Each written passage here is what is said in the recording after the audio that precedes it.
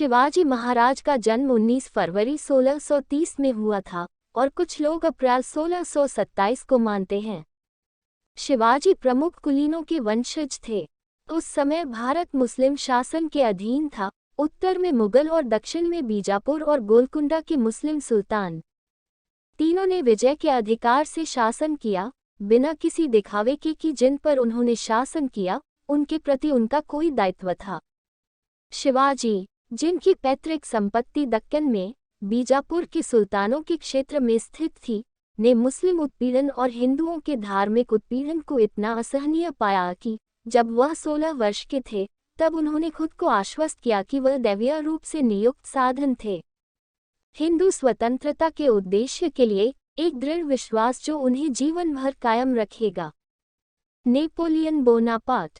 Coronation robes में Napoleon या France के नेपोलियन प्रथम सम्राट 1804 में बैरन फ्रेंकोइस जेरार्ड या बैरन फ्रेंकोइस पास्कल साइमन जेरार्ड द्वारा म्यूसी नेशनल चेटो डी वर्सेल्स से ब्रिटानिका प्रश्नोत्तरी राजा और सम्राट भाग 3 प्रश्नोत्तरी अनुयायियों का एक समूह इकट्ठा करके उन्होंने 1655 के आसपास कमजोर लोगों पर कब्जा करना शुरू किया। बीजापुर चौकी। इस प्रक्रिया में उसने अपने कुछ प्रभावशाली कट्टरपंथियों को नष्ट कर दिया जिन्होंने खुद को सुल्तानों के साथ जोड़ लिया था। फिर भी उनके साहस और सैन्य कौशल ने हिंदुओं के उत्पीड़कों के प्रति उनकी कठोरता के साथ मिलकर उन्हें बहुत प्रशंसा दिलाई। उसके अत्याचार लगातार दुस्साहसी होते गए और उसे दंडित करने के लिए भेजे गए कई छोटे अभियान अप्रभावी साबित हुए।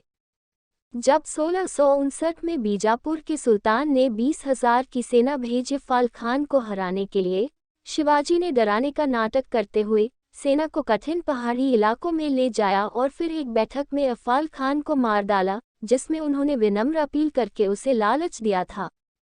इस बीच पहले से तैनात चुनिंदा सैनिकों ने असावधान बीजापुर सेना पर धावा बोल दिया और उसे परास्त कर दिया।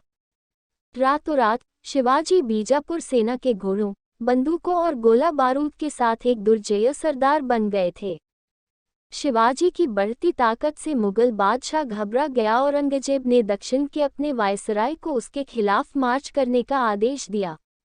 शिवाजी ने जवाबी कार्रवाई करते हुए आधी रात को वायसराय के शिविर के भीतर एक साहसी छापा मारा, जिसमें वायसराय ने एक हाथ की उंगलियां खोद दी और उनका बेटा मारा गया।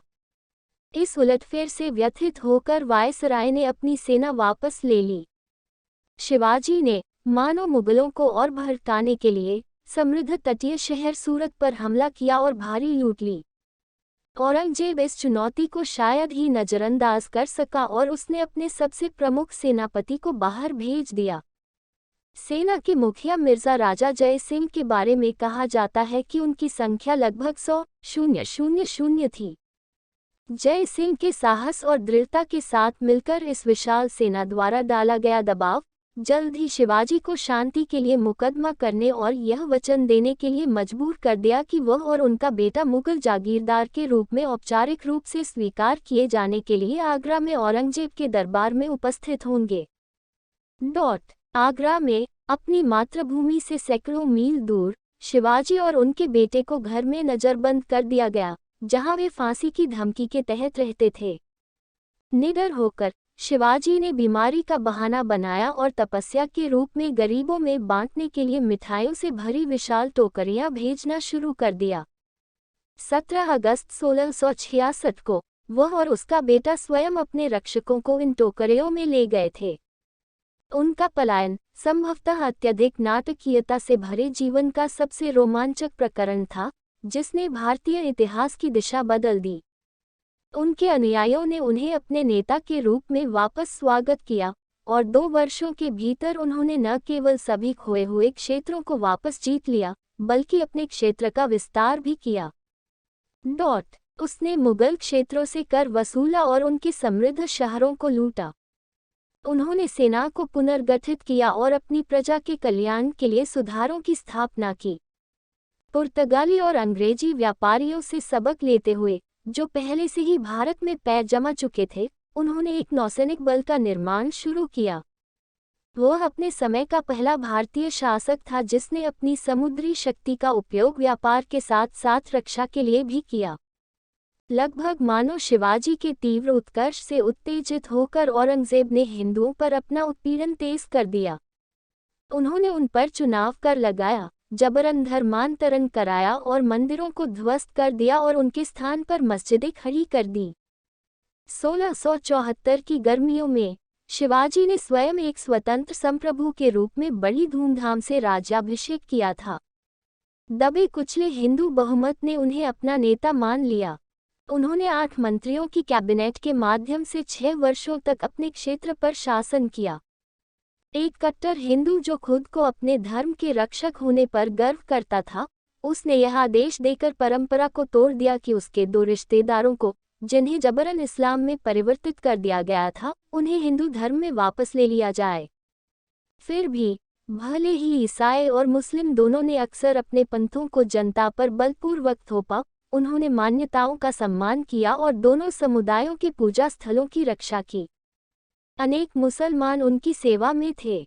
उनके राज्याभिषेक के बाद उनका सबसे उल्लेखनीय अभियान दक्षिण में था, जिसके दौरान उन्होंने सुल्तानों के साथ गठबंधन किया और इस तरह पूरे उपमहाद्वीप पर अपना शासन फैलाने के मुगलों के भव्य इरादे को अवरुद्ध कर दिया।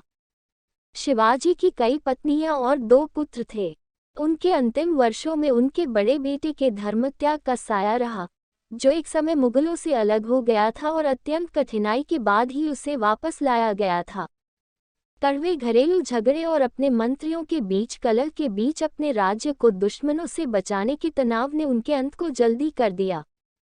जिस व्यक्ति को ब्रिटिश राजनेता और लेखक थॉमस बबिंगटन मैकॉले, बाद में रोथले के बैरन मैकॉले, ने महान शिवाजी कहा था, उनकी अप्रैल 1680 में राजगढ़ के पहाड़ी गढ़ में एक बीमारी के बाद मृत्यु हो गई, जिसे उन्होंने अपनी राजधानी बनाया था।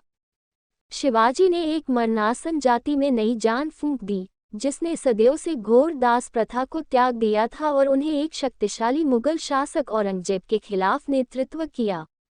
सबसे बढ़कर धार्मिक बर्बरता से कलंकित स्थान और युग में वह उन कुछ शासकों में से एक थे जिन्होंने सच्ची धार्मिक सहिष्णुता का पालन किया।